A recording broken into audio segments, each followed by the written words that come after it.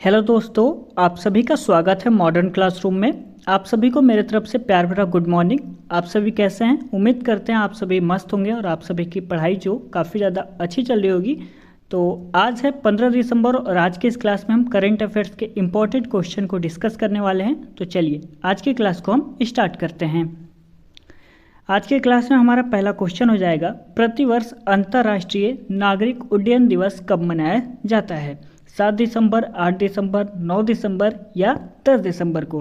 तो इस प्रश्न का सही आंसर हो जाएगा 7 दिसंबर को प्रतिवर्ष अंतर्राष्ट्रीय नागरिक उड्डयन दिवस मनाया जाता है। ठीक है, चलिए इसके बारे में हम कुछ जान लेते हैं। प्रतिवर्ष 7 दिसंबर को अंतर्राष्ट्रीय नागरिक उड्डयन दिवस मनाया जाता है। अंतर्राष्ट्रीय नागरिक उड्डयन दिवस का मुख्य उद्देश्य देशों के सामाजिक और आर्थिक विकास के लिए अंतर्राष्ट्रीय नागरिक उड्डयन के महत्व के बारे में दुनिया भर में जागरूकता पैदा करने और सुदृढ़ करने में मदद करना है। ठीक है, अंतर्राष्ट्रीय नागरिक उड्डयन दिवस 2023 की थीम हो जाएगी वैश्विक विमानन विकास के लिए उन्नत नवाचार।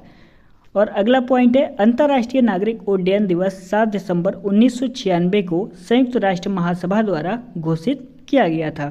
चलिए आगे देखते हैं। क्वेश्चन नंबर दूसरा, हाल ही में गरबा नृत्य को यूनेस्को के अमूर्त सांस्कृतिक विरासत की लिस्ट में शामिल किया गया है। यह नृत्य किस राज्य से संबंधित है? क्वेश्चन कह रहा है एक गरबा नृत्य है जो यूनेस्को ने अमूर्त सांस्कृतिक विरासत की लिस्ट में शामिल कर लिया है इसको। यह नृत्य किस राज्य से संबंधित है? गुजरात, महाराष्ट्र, राजस्थान या हरियाणा? तो इस प्रश्न का सही आंसर हो जाएगा ऑप्शन नंबर ए, गुजरात। ठीक है, आप सभी 1 मिनट के लिए रुक जाइए। ठीक है,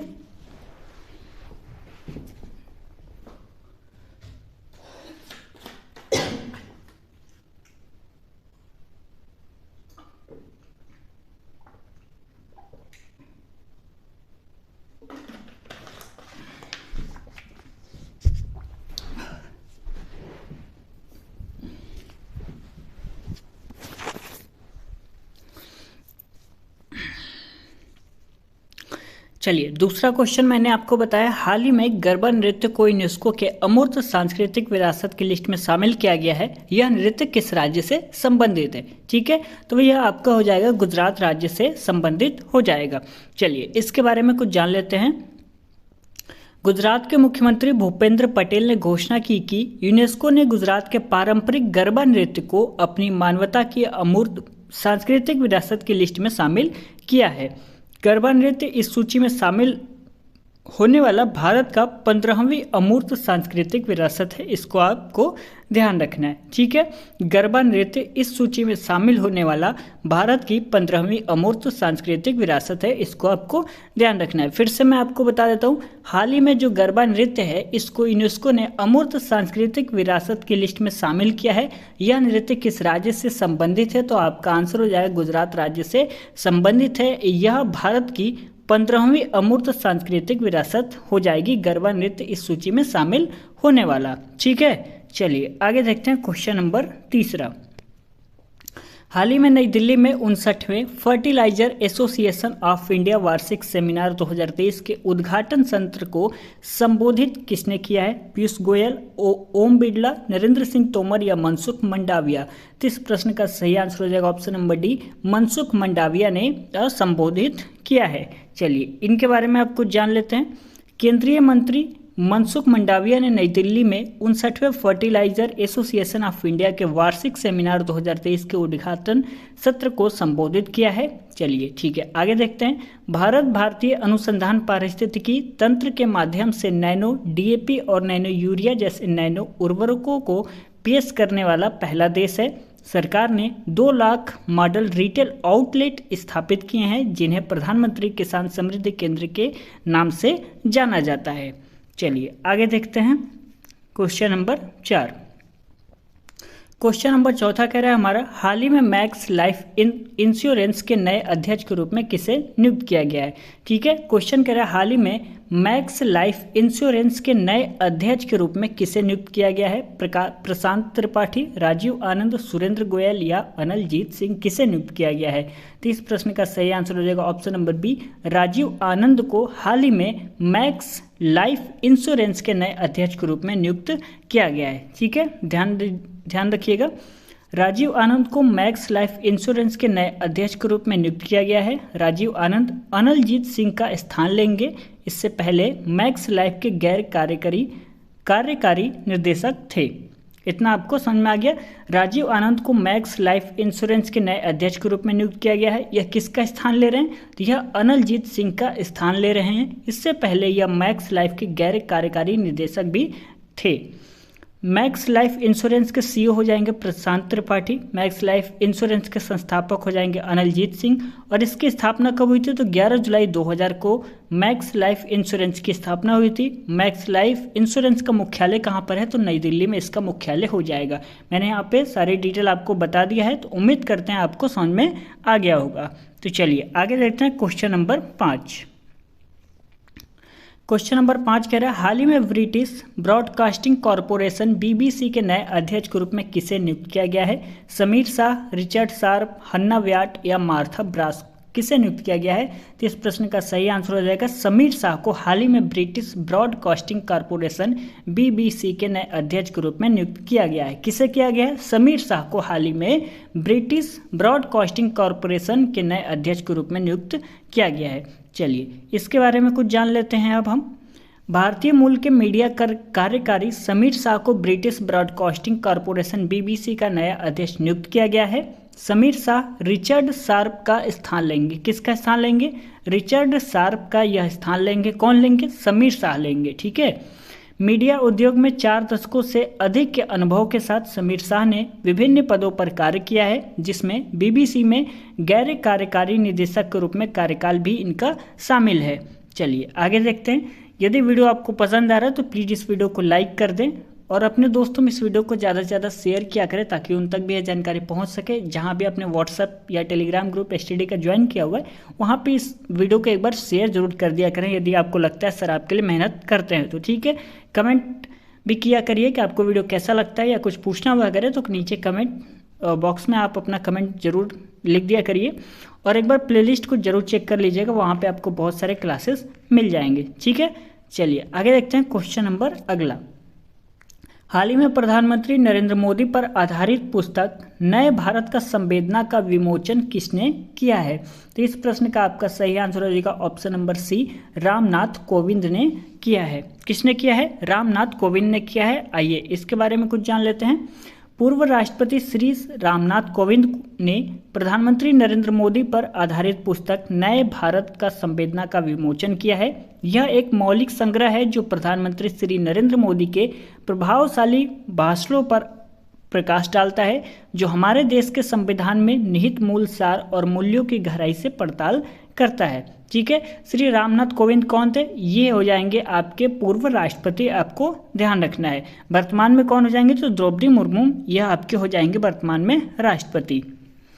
चलिए मैं आपको बता दूं, एसएससी जीडी के लिए जो जीएस की क्लास है, मैंने ऑलरेडी 5 क्लासेस अपलोड कर दिया है, तो आप उस क्लास को एक बार जरूर देख लीजिएगा। मैंने प्लेलिस्ट भी बना दिया है, तो आप प्लेलिस्ट में जाकर जरूर चेक कर लीजिएगा। ठीक है। चलिए आगे देखते हैं क्वेश्चन नंबर 7। हाल ही में विश्व रेडियो संचार सम्मेलन 2023 के चेयरमैन के रूप में किसे नियुक्त किया गया है? किसे नियुक्त किया गया है? तो इसमें आपका सही आंसर हो जाएगा मोहम्मद अल रामसी को हाल ही में विश्व रेडियो संचार सम्मेलन 2023 के चेयरमैन के रूप में नियुक्त किया गया है। आइए इनके बारे में अब जान लेते हैं। संयुक्त अरब अमीरात के मोहम्मद अल रामसी को विश्व रेडियो संचार सम्मेलन 2023 के चेयरमैन के रूप में नियुक्त किया गया है। यह भी हमने देख लिया। मोहम्मद अल रामसी मिस्र के शर्म अल शेख का स्थान लेंगे। किसका लेंगे? मिस्र के शर्म अल शेख का यह स्थान लेंगे। कौन लेंगे? तो मोहम्मद अल रामसी, जिनको अभी हाल ही में विश्व रेडियो संचार सम्मेलन 2023 के चेयरमैन के रूप में नियुक्त किया गया है। चलिए आगे बात करें। 2023 विश्व रेडियो संचार सम्मेलन 20 नवंबर से 15 दिसंबर तक दुबई संयुक्त अरब अमीरात में आयोजित किया जाएगा। कहाँ पे किया जाएगा? तो 20 नवंबर से 15 दिसंबर तक दुबई संयुक्त अरब अमीरात में इसका आयोजित किया जा रहा है। इस सम्मेलन के आयोजक का मुख्य उद्देश्य कक्षा में रेडियो फ्रीक्वेंसी स्पेक्ट्रम, भूस्तर उपग्रहों और गैर जियो स्थिर उपग्रहों के वैश्विक उपयोग की समीक्षा करना है। उम्मीद करते हैं आपको समझ में आ गया होगा। तो चलिए आगे बढ़ते हैं क्वेश्चन नंबर 8। क्वेश्चन नंबर 8 कह रहा है हाल ही में मेरा गांव मेरी धरोहर परियोजना किस मंत्रालय द्वारा शुरू की गई है। तो यह संस्कृति मंत्रालय द्वारा हाल ही में मेरा गांव मेरी धरोहर परियोजना शुरू की गई है। किस मंत्रालय द्वारा? तो संस्कृति मंत्रालय द्वारा इसकी इसकी शुरुआत की गई है। क्वेश्चन नंबर अगला कह रहा है हाल ही में उत्तराखंड ग्लोबल इन्वेस्टर्स समिट 2023 का उद्घाटन किसने किया है? तो इस प्रश्न का सही आंसर हो जाएगा नरेंद्र मोदी ने किया है। किसने किया है? तो नरेंद्र मोदी ने किया है। आइए इनके बारे में जान लेते हैं। प्रधानमंत्री नरेंद्र मोदी ने उत्तराखंड ग्लोबल इन्वेस्टर्स समिट 2023 का उद्घाटन किया। यह 2 दिवसीय शिखर सम्मेलन है जो कि वन अनुसंधान संस्थान देहरादून में आयोजित किया गया। बात करें उत्तराखंड ग्लोबल इन्वेस्टर्स समिट 2023 की थीम क्या है? तो थीम हो जाएगी आपकी शांति से समृद्धि। यह आपकी थीम हो जाएगी। ठीक है, चलिए आगे देखते हैं। क्वेश्चन नंबर 10, हाल ही में भारत सरकार ने किस राज्य में सड़कों की कनेक्टिविटी में सुधार के लिए एशियाई विकास बैंक के साथ ऋण समझौते पर हस्ताक्षर किए हैं? ठीक है, क्वेश्चन कह रहा है, फिर से हम देख लेते हैं क्वेश्चन को। हाल ही में भारत सरकार ने किस राज्य में सड़कों की कनेक्टिविटी में सुधार के लिए एशियाई विकास बैंक के साथ ऋण समझौते पर हस्ताक्षर किए हैं? उत्तराखंड, राजस्थान, मध्य प्रदेश या उत्तर प्रदेश? तो इसमें आपका सही आंसर हो जाएगा मध्य प्रदेश। ठीक है, भारत सरकार ने मध्य प्रदेश जो राज्य है उसमें सड़कों की कनेक्टिविटी में सुधार के लिए एशियाई विकास बैंक के साथ ऋण समझौते पर हस्ताक्षर किए हैं। ठीक है, चलिए आगे देखते हैं। भारत सरकार ने मध्य प्रदेश में सड़कों की कनेक्टिविटी में सुधार के लिए एशियाई विकास बैंक के साथ 175 मिलियन अमेरिकी डॉलर के ऋण समझौते पर हस्ताक्षर किए हैं। इससे मध्य प्रदेश में संतुलित आर्थिक विकास को सक्षम करने के लिए 14 जिलों में राज्य सड़क नेटवर्क में कनेक्टिविटी बढ़ाने में मदद मिलेगी। ठीक है, एक बार फिर से मैं आपको समझा दे रहा हूँ। भारत सरकार ने मध्य प्रदेश में सड़कों की कनेक्टिविटी में सुधार के लिए एशियाई विकास के साथ 175 मिलियन अमेरिकी डॉलर के ऋण समझौते पर हस्ताक्षर किए हैं। इतना बात आपको समझ में आ गया? चलिए आगे देखते हैं। इससे मध्य प्रदेश में संतुलित आर्थिक विकास को सक्षम करने के लिए 14 जिलों में राज्य सड़क नेटवर्क में कनेक्टिविटी बढ़ाने में मदद मिलेगी। उम्मीद करते हैं अब आपको बिल्कुल अच्छे से समझ में आ गया होगा। आज के क्लास में बस इतना ही। यदि वीडियो आपको पसंद आया होगा तो प्लीज़ इस वीडियो को लाइक कर दीजिएगा। आपके लिए काफ़ी ज़्यादा मेहनत किया जाता है, रात को जगकर इस वीडियो को रिकॉर्ड किया जाता है ताकि आपको सुबह क्लासेस मिल सके। आपको कुछ पूछना हुआ करें या आपको वीडियो कैसा लगा तो प्लीज़ इस वीडियो पे एक कमेंट प्यारा सा जरूर कर दिया करें। ठीक है, अपने दोस्तों में इस वीडियो को ज़्यादा से ज़्यादा शेयर किया करिए। जहाँ पे आपने व्हाट्सएप या टेलीग्राम ग्रुप ज्वाइन किया हुआ है वहाँ पे इस वीडियो को एक बार जरूर शेयर कर दिया करिए। यदि आपको लगता है कि सर आपके लिए मेहनत कर रहे हैं तो प्लीज़ इस वीडियो को थोड़ा सा हमारी भी मदद कर दीजिए, शेयर कर दीजिए। आपसे कुछ भी नहीं मांगते हैं, थोड़ा सा एक लाइक मांग लेते हैं और शेयर मांग लेते हैं और बस इतना ही मांगते हैं आपसे। तो ये इतना भी आपसे नहीं हो पा रहा है तो मैं क्या बताऊं आपको। ठीक है, तो प्लीज़ ऐसा मत क्या करिए, आप लोग कर दिया करिए और चैनल को सब्सक्राइब कर लीजिए ऐसे वीडियोस पाने के लिए। और प्लेलिस्ट को चेक कर लीजिएगा। ठीक है, वहाँ पे आपको बहुत सारे क्लासेस मिल जाएंगे। तो उम्मीद करते हैं आपको वीडियो अच्छा लगा होगा। तो चलिए मिलते हैं अगले क्लास में, तब तक के लिए धन्यवाद।